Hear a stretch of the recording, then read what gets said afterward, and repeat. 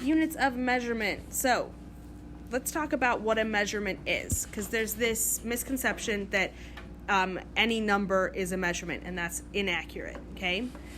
In order for something to be a measurement, it has to, 1, represent a quantity, and 2, have a unit. So a quantity is something that has magnitude or size or an amount of it. For example, volume is a quantity, okay? Mass is a quantity. Length is a quantity. They are the things that we are measuring. And then measurements are a number that represents a quantity and has a unit to go with it. It's important that it has both of those things, otherwise it doesn't do us a lot of good. If I just report the number 2, the questions people will ask me are, what are you measuring and how did you measure it? If I say that I measured 2 liters, now they know, 1, that I'm measuring volume, and 2, that I used the unit liters. So the tools that I used said it was 2 liters. Now they have a lot more information. This just goes back to the idea of being specific, right? If you want to communicate information, you have to be very specific. Otherwise, people are going to have confusion. And I am going to warn you, I'm going to be a stickler about this on homework, on reports, and on tests. If you don't include a unit, or if you include the wrong unit, you will lose points for that. Not saying you're going to get the whole question wrong, but you are going to lose points for it because it's very important when we're communicating information in science, specifically, that we include these pieces of information. So, now let's talk about units. In science, we use a standardized measurement system, which I am sure I'm going to butcher. It's Le Système International des Unités. Okay, that's probably terribly butchered. It basically roughly translates to standardized international system of units. Okay, so we abbreviate that SI. Okay, sometimes you'll see people write or hear people say SI system. It's a little bit redundant because SI stands for System International, so SI system is System International System. But sometimes you'll hear people say that, and I'm guilty of doing that too. But what we mean when we say SI is this is the standardized system. We use this in science so that anyone in any country can look at those numbers and be familiar with those units. Okay, because if you live in the US, we use different units day to day, right? We use inches and miles and Fahrenheit. In Europe, most of Europe, they use the metric system, so meters and kilometers and Celsius, okay? In science, we use SI, and those are going to be different units, and I'm going to go over them with you, okay? There are 7 base units of measurement, okay, that go with 7 base quantities. Now, obviously, there are more than 7 things that we measure, correct? We will talk about how we measure those other things after we talk about the 7 base units, okay? So here they are. You can see in this chart there are quantities in the first column, the column farthest to the left, okay? Those quantities are length, mass, time, temperature. Those you're probably fairly familiar with. Then we're also going to talk about amounts of substance, electric current, and luminous intensity. Okay? We probably won't do a ton with electric current and luminous intensity, but we're definitely going to talk about amount of substance. Okay? So the SI unit for length is the meter, for mass is the kilogram, for time is the second, and for temperature is Kelvin. So they measure in degrees Kelvin. Okay? Amount of substance is the mole, which you may have heard people talk about when they talk about chemistry. Electric current is measured in ampere. I can never say that word right. And then luminous intensity is measured in the candela. And on the far side, you can see the unit abbreviation. So meters is M, kilograms is kg, okay? What I want you to notice is that the quantity symbol is italicized, okay? That's because sometimes the symbol we use to indicate a quantity is the same as the symbol we use to indicate a unit, For example, mass, the symbol is M, the unit for meter is abbreviated M. So quantity symbols are going to be used in things like equations, right? Force equals mass times acceleration. You might see that abbreviated F equals M times A instead of writing it all out. Those are going to be italicized, okay, or bolded sometimes, whereas unit abbreviations are going to be written just normal, not italicized, not bolded. So that helps you differentiate between the two of them. Before we move on to deriving units, I want to talk about the fact that mass and weight are not the same thing. Because in your everyday life, you may hear people equate the two. Okay? Normal, everyday people tend to think that mass and weight are the same thing. Okay? They are not. Mass is the measure of the amount of matter in an object. It's how much stuff there is in you. And it is measured using a balance. Okay? We take items that we have determined a mass for, and we put them on one side, and then we take the objects we are determining the mass for and put them on the other, and we adjust until they are balanced to get the mass of that object. Okay? Your mass is constant. It's not affected by external forces. So that would make it what type of property? Intensive. Okay. Weight is a measure of the pull of gravity on an object. Okay? This is measured with a spring scale. And because it is affected by gravity, it can change when gravity changes. So if you were to go to the moon, your weight would change, your mass would stay the same.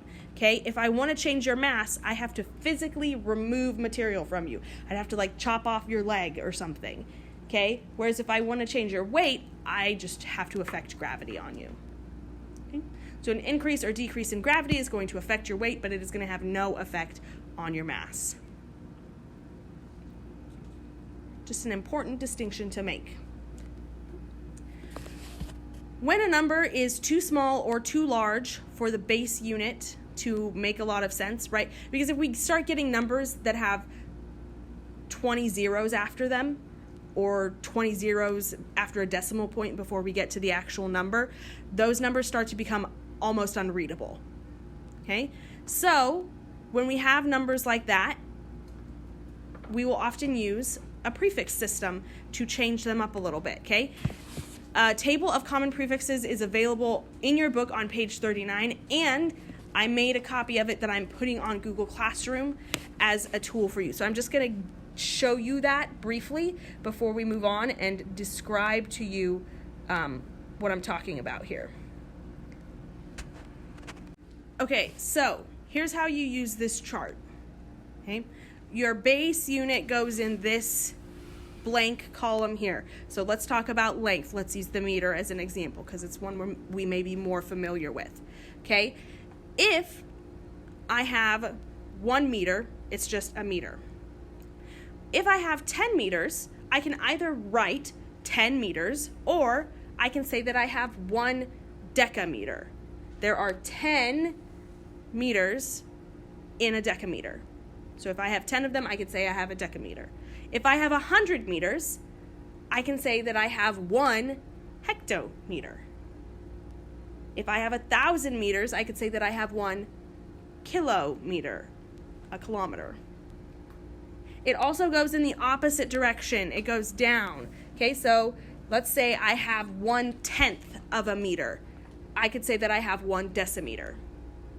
If I have 1/100th of a meter, I have 1 centimeter. If I have 1/1000th of a meter, I have a millimeter. Okay? And it continues down. These are just prefixes that help us make more sense of things. Okay, so if you're trying to convert between them, you're going to want to know how many there are in each, and that's where this chart is going to help you. Okay, so if I told you I had 100 centimeters, okay, you could figure out how many meters that would be by moving your decimal point. Okay.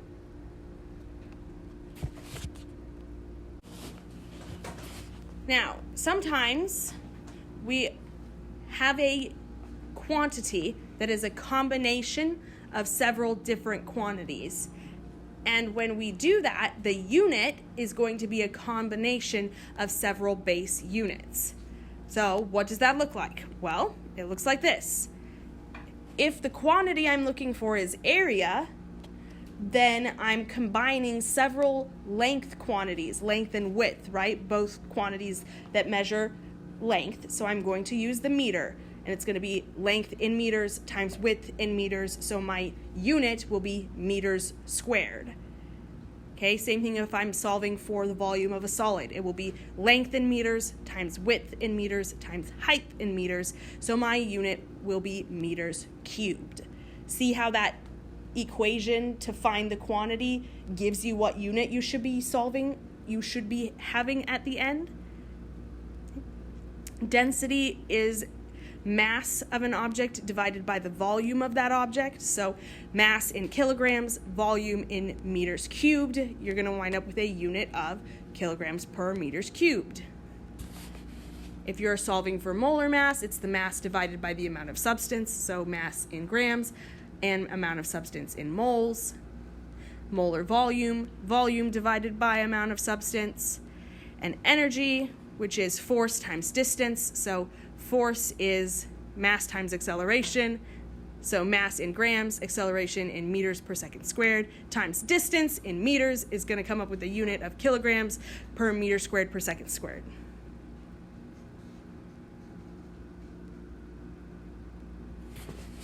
Questions. This will allow you to do something that in science we call dimensional analysis. And what that means is if I know the quantities that I'm trying to solve for or use in my equation, and I just do a simple equation like this, like length times width, then, sorry, my computer is being dumb. Yeah. If I'm trying to solve like this, I can solve it without numbers to come up with what my unit should be. And then when I solve it for real, if I come up with the same unit, then I can determine that I have done it correctly. So if you know what your final unit should be, right? If you say, oh, I know that my final unit should be meters cubed, and then you come out and you run your equation and you only come out with meters squared, then you probably did something incorrect in there and you need to go back and look. So that's just called dimensional analysis. All right. Now, when we're measuring volume in the lab, cubic meters, which is the base unit, right, is often too large, okay? So I have a meter stick here for you to look at, okay? A cubic meter is 1 meter by 1 meter by 1 meter. It's a pretty big amount of space, right? Okay, that would fit most of our lab bench in it, and we're going to be measuring things inside beakers on our lab bench. So this is not a very convenient unit of volume to use. So in chemistry, we use a few other units, and here they are, okay? We will sometimes use centimeters cubed, okay? So because meters cubed is 1 meter times 1 meter times 1 meter, and there's 100 centimeters in a meter, there are 1 million centimeters cubed in 1 meter cubed.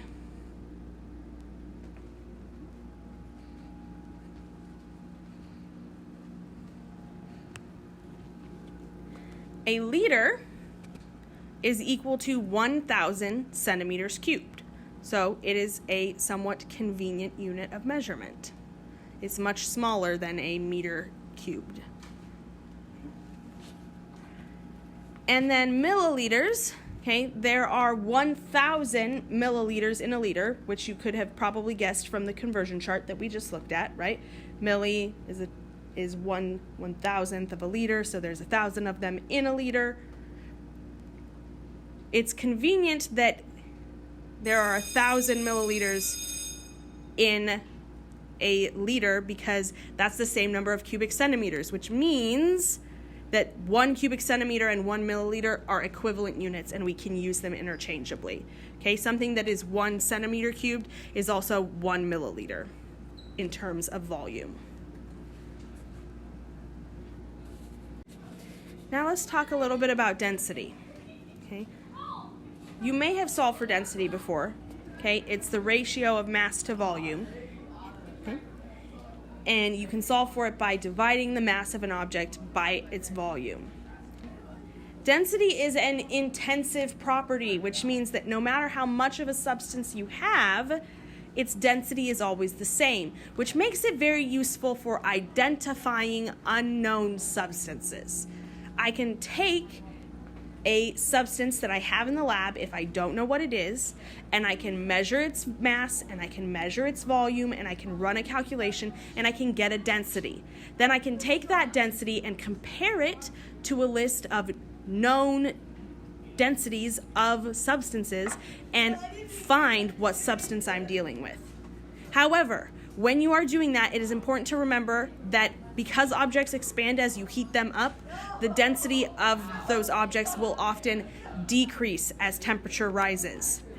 This means if you're going to measure something in a lab and try to get its density, you need to also record what temperature you measured that density at. Okay, so if you're measuring the density of something that's melted in a beaker versus that same substance solid on your lab bench, you're going to come up with different densities. And then when you compare them to the chart, you will need to make sure you compare it at the correct temperature or you will get the wrong substance, because density changes as temperature changes. Now, let's talk about conversion factors. Okay? Conversion factors are used to change between units, and they're derived from ratios of equality between units. Okay, what I mean by that is this amount from this unit is equal to this amount from a different unit. I'm going to give you an example here in a minute. Okay? Because they are equivalent, if you divide these ratios out, you're going to get 1, which means that you can use them and multiply by them in an equation to change between units without affecting the validity of that equation. You're going to use quantity sought is equal to the quantity given times the conversion factor. Okay? That looks like this. Okay? Here are some examples of conversion factors. We have 1,000 meters over 1 kilometer. We know there's 1,000 meters in every kilometer, so these two things are equal, and if you divide them out, you're going to come up with 1. Same thing if you do it the other way, 1 kilometer over 1,000 meters. Okay? 1/1000th of a kilometer is equal to 1 meter, and 1 meter is equal to 1/1000th of a kilometer. Okay? Now you may say to yourself, okay, why did we just flip 1 upside down and call it a new conversion factor? And that's because depending on what unit you start with, you may want that unit on the top or the bottom to be different so that you can get rid of or cancel out your previous unit. So if you look at this example down here at the bottom, okay, you can see we have 17.5 kilometers and we're trying to change it into meters. So what I've done is I've taken the equality, the conversion factor of 1,000 meters over 1 kilometer, because now, very nicely, these kilometers, they cancel out. So I'm going to be left with a unit of meters, because when you divide something by itself, it cancels out. Okay? So I wanted kilometers on the bottom and not on the top so that I wind up with the correct unit at the end.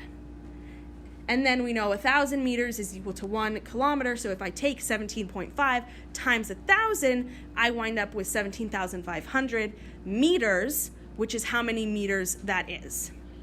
Okay? The nice thing about these is that it allows you to switch between any units. Here, we just used a base unit and a unit with a prefix, but you can go between completely unrelated units. For example, 1 inch for every 1 inch, you have 2.54 centimeters. So it would be a correct equality to say 2.54 centimeters over 1 inch. And then I can use that to change between inches and centimeters. And I can use the opposite of it, 1 inch over 2.54 centimeters, to change between centimeters and inches. So it helps to change between units. All right, that is where we're going to end for today.